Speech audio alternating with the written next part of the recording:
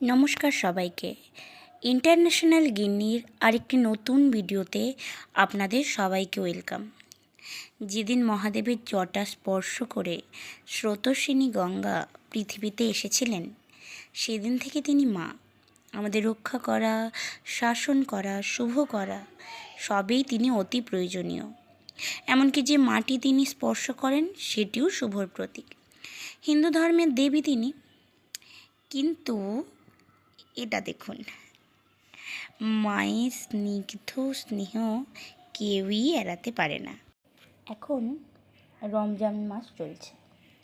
মুসলমান সম্প্রদায়ের ভাইয়েরা সারাদিন রোজা রাখে, জল পর্যন্ত খায় না, বিকেলে নামাজ পড়ছে।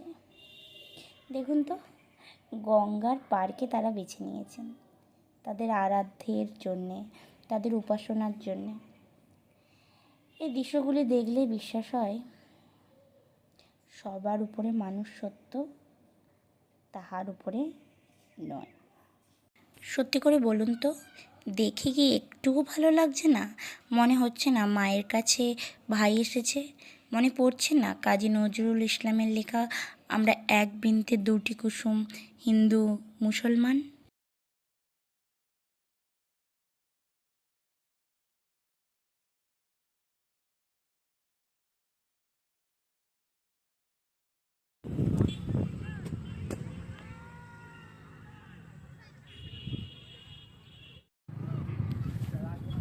হ্যালো হ্যালো, সাবধানে যাবে। পাপা পাপা পাপা মাটি তুলতে যাচ্ছে বাবা। না না বাবা, তুমি পারবে না বাবা, শোনা, অনেক জল অনেক জল। না বাবা, পারবে না। দেখো কত জল, এটা অনেক গভীর।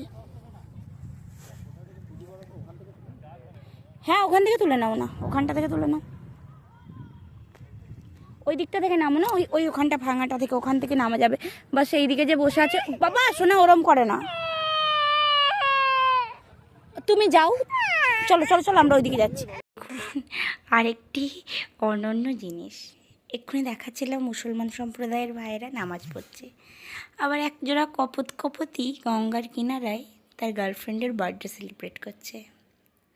যাই হোক, এখানে গঙ্গা মাটি তোলা চলছে।